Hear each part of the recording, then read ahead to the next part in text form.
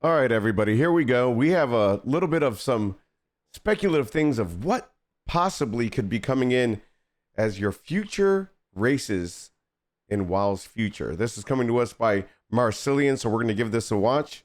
Here we go. Hey, what up? Do you like Vulpera? How about the third dwarf race?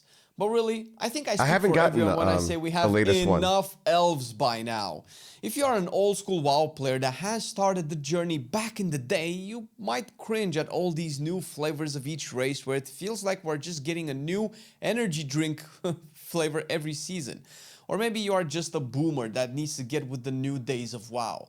And I agree, bring in the rats and the furries, bring in the lizards and the geckos, take all your weird, funky, fluffy, fuzzy races you want. But you also have to agree that we have overlooked so many other races within World of Warcraft that should have been playable way before any of these. And if we are going to have every Disney toy marketable race added, how about we get some of the actual Murlocs. cool races with lore and fun yeah. behind them? Let me tell you about the 10 best to add, and you can tell me if there is one that should have been on this list by now down below. You're watching a video sponsored by Marcillian Online Patrons, through the whom ones this from is Wrath. possible. Or Marcillian would be They selling look player beast, profiles kind of like for Highlanders cheese from baguette Final and Fantasy flame, 14. scrub McDonald's toilets for a plus 10 boost. Really rough, Starting off big with the boned. most obvious and maybe even already Fit. in production, Ethereals. These Ethereals, guys have there you been go. in the That- game that since would be the a nice Burning one. Crusade, when we found out their home world of Koresh was destroyed by the Void Lord Dementius, the All Devouring. And as you may have noticed going into the war within, it sounds like this Dementor guy is on his way to eat up our beloved Azeroth as well. Locus Walker, likely the most famous Ethereal there is, has been spearheading Illyria through her Void journey since Legion, teaching her to embrace and control the power, a likely very strong plot device for the next expansion, Midnight, where we will embrace the grey morality of WoW, where not all evil is evil and all good is Red Paladin being the best class in the game. Void Elves, if anything, are the students of Ethereals, who learned to control the Void. I like Void Elves. I like the aesthetic of Void Elves. I don't play really Alliance characters, but I do enjoy the aesthetic of Void Walker, of Void Elves. I don't know what they could do. I would have loved to have a Void Elf Demon Hunter. But I heard that can't be because of lore. Magic. We just finished a raid last year with Nexus Princess Kaivisa, where she actually doesn't die in the fight, but leaves the room when you beat her, with an ominous reveal that we didn't even fight the real her, playing or likely stealing artifacts from Ansarek, a theme that embodies the race of Ethereals and what you could be playing. Although not technically Ethereals, the brokers in Shadowlands seem like just the Ethereals that we have at home. Right. They behave in the same way. They are both energy beings encased in material fabric or items to be manifested in a physical I realm. couldn't see myself the really only wanting to noticeable play difference in being that a the brokers broker. reside in the Shadowlands, while Ethereals are in the Twisting Nether, I guess. Either way, brokers could be the Dark Iron Dwarfs of Ethereal race, some distant cousins or something. Or seeing as how character cosmetics keep evolving with each new race, check out the infinite customization the Draktirs have.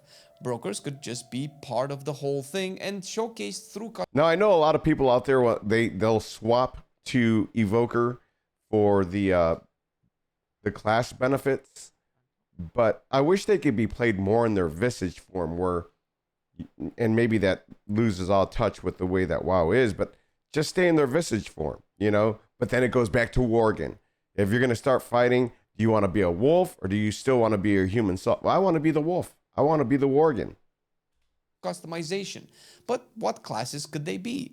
This is the interesting part, and we could take the modern woke Blizzard approach and say they could just be everything because everyone can be anything, yay. But unfortunately, I have creativity. So I say Ethereal's #1 class by far is Rogue. Wait, And what? not just because the tier set in Narrow Bar for Rogues was this. No way. They are shady, stealthy, and sneaky as a whole. But just Rogues would be boring, so add Mage there because, of course. Warlocks and priests, since they deal with all sorts of magic. I and think more maybe magic. priests that More they magic tap and into the caster shadow based. and void magic are the second most relatable class that they could have. And lastly, Only one left. Hunters. Easy. They What? cannot be warriors because their physical manifestation does not embody the strength and rage of warriors. They haven't been raised by Bolvar or Arthas as Death Knights since, I mean, their soul would have to be placed into a different body, I guess. And that's Warcraft 2 Death Knights and not WoW Death Knights.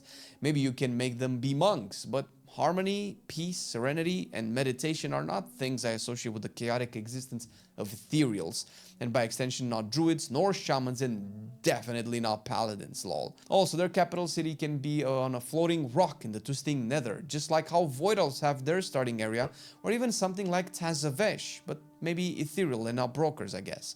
Let's have a bit of restriction and flavor to these races, because next is maybe one of the most beloved races that will bring back so many WoW boomers, Blizzard won't know what to do with all this money. I'm kidding, they'll just hire more developers to make a second in-game shop for premium whales only. Tuskarr! Need I say more? Probably not. As someone who didn't really care for Tuskarr in Wrath, the Dragonfly culture they added in Azure Span definitely did it for me. Their lore is rich, their personalities fit well into the light-hearted races of WoW. They can have some of the craziest cooking skills to take into battle as racials, with their capital being in That would be Azure something. Span. That could be like their racial skill. You know, higher racial skills and professions, maybe. Obviously, as classes, warriors and hunters are the first to come to mind. I can see them being healers and priests and maybe even shamans. It's a stretch for shamans, but if Vulperis can be shamans, then Tuskarrs, who are clearly in touch with the lands they live in, can be just as well. Monks for sure, and definitely Death Knight. There's no reason we have Pandaren as Death Knights, but Tuskarr that literally live next door to the Lich King cannot be one. Rogues as well. Listen, they are chubby, goofy walruses, okay, but we have huge bulls and cows as rogues. Yes, you Don't do. give me any of that. The thing is, I cannot see Tuskarrs embracing much magic in their culture, and I would hope they never do. It would wash away a lot of their lore, to be honest. If there was ever a race more requested than any mentioned so far, in good faith, it would be the Naga. Bro, people have been wanting to play these guys since Warcraft 3. Why? In terms of lore, I don't get obviously, it. we Why found do them you in want to play BFA, that? And from what it seems, Azshara has been having a change of heart ever since Ny'alotha, and bringing Naga against the ultimate void enemy seems really cool. That could be a lore twist because they imprisoned her, you know, when you go into Ny'alotha, and you could definitely see her wanting to have an axe to grind and turn against the evilness because she sees the errors of her ways. Now that the person that made her who she is technically dead, you know, she doesn't have to like fear of retribution against her. Devs already gave us Draktheirs that can only transmog belts and shoulder pads, so the issue of how gear would look on Naga doesn't fit into the "it's not a humanoid body so we cannot have it as a playable race" category. And we can take this opportunity to solve this talking point for any future race. Body shape doesn't matter if we want WoW to be a full game of all sorts and sizes, and thinking inside of the box is formulaic, boring, and how we get to the same old content again and again every patch. Naga can coil their tail beneath their bodies and ride disc-style mounts. They can coil it around some Nazjatar flying stingray as mounts, and maybe Naga just don't get to have access to all of the mounts. Is that crazy to think a 7-foot tall, 12 feet long lizard monster cannot ride a horse? Let's think outside of the box for a minute here and make Maybe WoW they better are the instead of horse. homogeneous and samey with every new piece of content. Maybe they can We fly. actually talked and theorized about all of this on stream, by the way. Twitch.tv/MarcellianOnline, and you are welcome to come and chat about it all. Imagine the Naga with the capital city being the Eternal Palace. Why Have not? Naga Centurions as warriors, and we definitely have all the magical classes from Mage, Priest, Warlock to Shaman 100%. Nagas can definitely be rogues as well, and hunters too, with taming Hunters, definitely. snapdragons already being a thing for the class. I'm just not sold on monks, death knights, and paladins. But get this. Or demon hunters. You notice there's one missing. As goofy as it sounds, these guys could be the closest demon hunter race we could add in terms of lore. They What? were close to Illidan and also former night elves. You could argue that through their slithering movement they could use Fell Rush aided by some demonic magic to propel them forward, and likely have way bigger demon wings to be able to glide their massive bodies for the males anyway. I mean, we have Doomgars that are arguably way larger than Nagas that have wings that can get them to glide somehow or maybe even fly. So why couldn't Nagas do that? Also, this could be an opportunity to make water-based combat part of the racials in a way where we don't have it anymore, like permanent water walking or more movement speed and avoidance while on a body of water. Think about it. Dungeons can have lakes or rivers or pools of water, and your Naga mage is just there dodging all mechanics. How cool would that be? Let's get... Yeah, but then there would be something that falls into the meta that if you're going to be doing these kinds of content, you're going to switch. It's kind of like what everybody's doing with the Evoker. Like I said, they're going in and for the wing buffet, for the interrupt, or the glide and the double jump. Get in the big boys now. Ogres should have been a playable race from the start, and don't give me no lore bullshit. I'm surprised that they're not. Tauren mages and to be fair, I'm surprised they're not. How are ogres less likely? Big meatheads that are a staple of the Warcraft demographic. It could add some much needed flavor. We could have ogre warriors, clearly. Hunters as well. But where it gets interesting and restrictive they is gotta the be a caster classes. They can obviously be mages for some reason. I guess 2 ogre heads are better than 1, or make That's up how they 1, were or created. something. They're really dumb. But that's the fun part. Shamans as well, since they were the original units to have access to Bloodlust as a spell. Warlocks, because the Twilight Cult and Cho'Gall already made that popular. It could add some interesting twists to gearing if they have 2 heads but never wear pants. On the vibe of big boys, Vrykels have to make it here into the game. Hell as well. yeah! Alliance, now this is the one I would go for. About factions so far, which is a whole other thing. Maybe video too. Obviously, Vrykels are the proto-humans, just as how Earthen are the proto-dwarfs. It would bring Earthen the is the one I don't fantasy have. full circle, and with them having ties to the Titans through their keepers, we could tie the loose ends in their stories, since it's clear the Titans are shaping up to be the baddies, and getting a race that has already severed ties with them by being corrupted by old gods would just fit. For the classes, as always, warriors make sense, but also rogues and hunters. Listen, I know they are big, but that hasn't stopped Taurens with hooves to be rogues, so leave me alone. Here's the thing, Death Knights as well. I mean, there are also old neighbors of Arthas as well, so of course you can always make an argument for any race class combo, but again, I think that's just boring. However, we could give them shaman and priests if we want to incorporate more Norse mythology into their culture. WoW does priests weird because they have to be in tune with the light. And being in tune with the light can mean they can also be paladins, which is a train of thought I don't really care too much for, since it leads to undead paladins. Ugh. Don't give me that. I know you would love that. What? Yeah, we trash on sure Vipera here on Marcellian Online for plenty of reasons, mostly memes, to be honest. But if there's one solid reason to do it, is because it wasn't the coolest race to come out of Vol'dun, because that would definitely be your mom. I'm kidding, I don't have any friends. Sethrak, baby. How are these guys not a race yet, considering how much personality and culture they have? To have it. WoW is clearly a melting pot of races and cultures. But they could be like literally everything. Tropes, mythology, and history. If we can have except Vikings maybe a and Death barbarians, Knight why and can't we have Demon Egyptian Hunter. snake people that live in pyramids? Pyramids, dude! Similar to Naga, I won't go into the details of how their snake heads and bodies could fit into the transmog world of WoW. Drakthir's already started to solve that problem 2 years ago. But I will say that a Sethrak rogue could be the coolest thing you've ever seen. Of course, we have to give them warriors. You have to do rogue. I mean, most of the things about snakes being the aesthetic, they could sneak right the hell up on their prey. I mean, I literally had one on my foot and didn't even know it. Imagine my surprise. As well, but maybe the most common class would surely be shamans. They can already wield heavy lightning magic, and being in tune with the Loa and ancestors definitely fits in their culture. We could add mages and priests and hunters, kind of makes sense for everyone. Their capital being a pyramid in Vol'dun, or better yet, the outside part of Temple of Citralis would be as cool as balls. If there can be 7 shades of elves, why can't we have a third for Draenei? And I'm talking about the Broken. I probably wouldn't be entirely wrong if I say that more WoW players might actually love the Broken than the actual Draenei. They have suffered and mutated through the pain of torture and slavery, and broken free of Outland's grasp to form shamanistic ties, depending on how broken we are talking about. Rogue is yet another cool trope here, since subterfuge seems to bode well for them. Warriors are a given, and we can talk priests and mages as well. Not so sure about warlock magic, considering what the Fel did to them and how it makes them feel about it.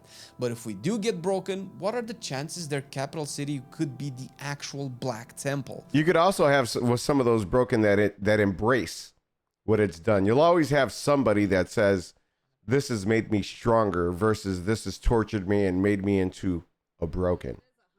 We did free it from Illidan's grasp. Akama stayed behind. They could have fought all these years to fully reclaim it and use it to reunite their people. And it's dark, gloomy, and broken, just like they are. Fitting, thematic, and cool. And since summer is the season, let's get some more flavors of races, and orcs and humans getting a pseudo big boy counterpart wouldn't be fair to the races that we all know like to play loose with the term fair. Goblins need to get hobgoblins as an allied race. You cannot have goblin culture and lore without the muscle behind the brain, and the dumb goofy face of the hobgoblins inspires a certain amount of fear and dread from their dead eyes and pent-up rage from years of hunching over doorways made for their tinier cousins. We've seen them through Undermine quite a bit, and if we want to close up the goblin lore circle and throw some shade at those pretty races, get some big mean meat big dumb faces into the fray. Warriors, rogues, which I know it sounds funny, but how unlikely would it be that former goblins mutated through alchemy lost their shadiness and innate drive to backstab people? I don't buy it. Plus, there doesn't seem to be too many options for races to be fair, so to be generous, hunters can also be a choice, but we might hit a snag if we go into the intellect-based classes. Yeah. I think warlocks would make the most sense here, since their dumb heads would mess up any arcane spell and create something chaotic instead. Warlock magic is already chaotic, clearly. So what could go wrong in creating the wrong kind of destruction, so long as it's destruction in the end? Well, this is one of the things that they've been, you know, like everybody out there has been talking about, like what new classes could there be? Not just races, but what new classes? And everybody was talking about the Tinkerer, the necromancy class. What else? There was another one. There was like 3. I can't remember. But yeah, was it a ranger? No, I don't think it was that one. Anyways, yeah. So, you know, you could make something that applies to some people like trolls, because they always would. Like that would be the Tinkerer, I think. So you make the Tinkerer, and like you never know what happens. It could backfire. It would be so bad. End.